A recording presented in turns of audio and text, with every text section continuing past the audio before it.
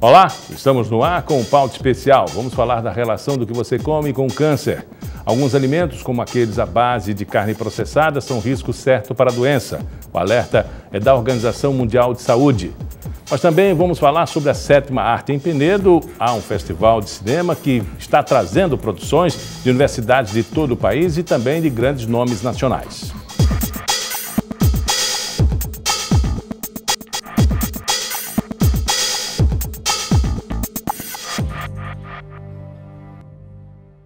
Comer presunto, carne enlatada, salsichas e outros embutidos aumenta o risco de câncer de intestino. O alerta foi feito há poucos dias em um relatório publicado pela Organização Mundial de Saúde. Esse tipo de alimento à base de carnes processadas foi colocado na lista do grupo 1 de carcinogênicos, junto com o tabaco, o amianto e a fumaça diesel, por exemplo. Vamos falar um pouco mais sobre a relação dos alimentos com o câncer, com a nutricionista do setor de oncologia da Santa Casa de Misericórdia de Maceió, Paula Guimarães. Há um risco intenso, né? Se o homem é aquilo que come, nós estamos muito mal nesse setor. Exatamente, porque a alimentação das pessoas vem mudando muito ao passar dos anos, né? Então, deixando de comer alimentos naturais para comer cada vez mais alimentos processados. Agora, nesse tempo, né, de hoje, a competitividade, a falta de tempo para se processar o alimento em casa, manipular, há como você fugir disso? Sim, tem como fugir ou preparando antes alguns alimentos, finais de semana, dá para deixar congelado e fazer o descongelamento durante a semana, ou até mesmo hoje em dia já existem empresas que preparam refeições mais saudáveis para entrega, então já tem novas opções no mercado. Se a gente for começar a ler rótulo de tudo quanto é coisa, vamos tomar um tempo muito grande. Exatamente. Mas como o consumidor pode identificar aquilo que é bom ou não? Então, basicamente, a gente pode dizer assim, que procure comer alimento que não tenha tanto código de barras, né? Claro que feijão, arroz vai nos auxiliar, mas incluir mais legumes, mais alimentos da terra, como a própria macaxeira, o inhame, a batata doce e as frutas, para ter uma saúde melhor. O arroz, qual é o problema do arroz branco que a gente come quase todos os dias? O problema do arroz branco, né, então, que é muito falado, é porque ele não tem uma quantidade de fibras, de vitaminas e minerais, tanto quanto o arroz integral.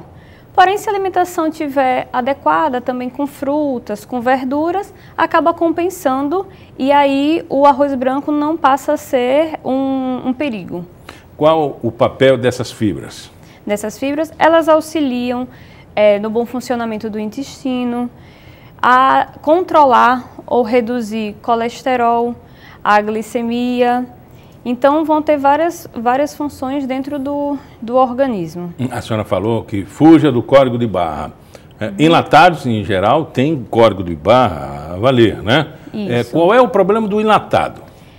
Como foi lançado esse alerta da OMS recentemente, em relação às carnes processadas, e aí se inclui os enlatados e os embutidos, porque as carnes são tratadas com substâncias chamadas nitritos, e aí elas têm um potencial carcinogênico, ou seja, de induzir ao câncer, claro que junto com outros fatores.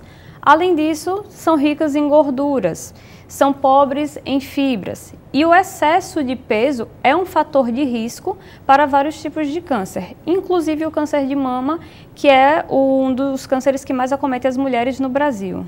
A outra situação de alerta também é que todos os dias nós somos bombardeados por novas informações. Sim. Por exemplo, linguiça não é bom, é carcinogênico. Então vamos mudar da manteiga para a margarina.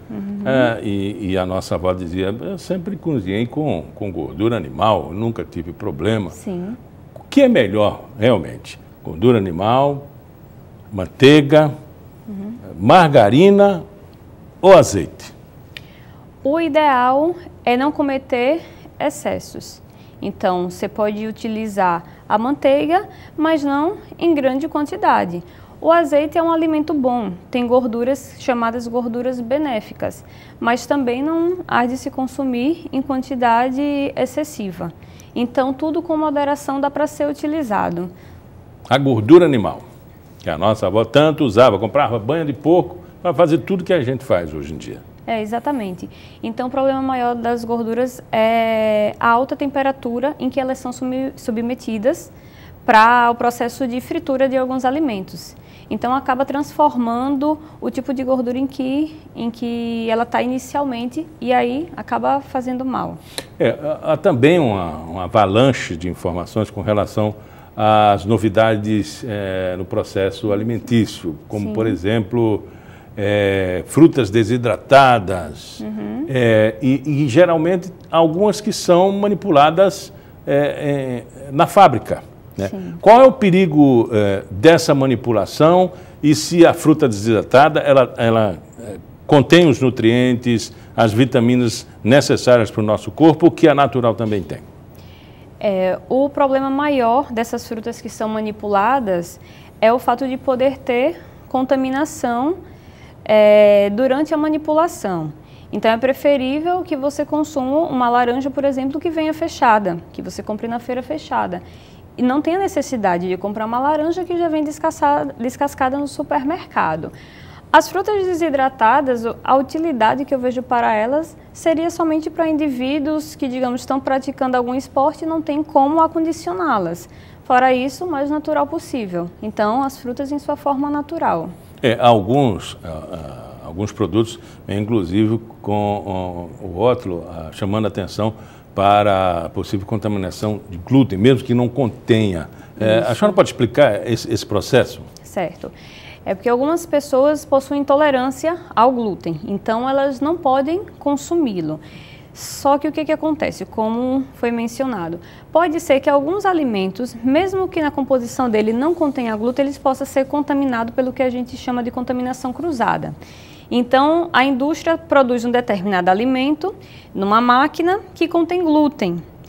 Mesmo higienizando, depois quando forem processar outro alimento, que em sua composição original não tem glúten, pode ser que fiquem traços desses alimentos e aí vai haver a contaminação cruzada, o que seria um perigo para pessoas com doença celíaca. Qual é a diferença da salsicha ou da linguiça enlatada para caseira? Eles são submetidos a alguns processos de conservação e por isso são utilizadas substâncias que são cancerígenas.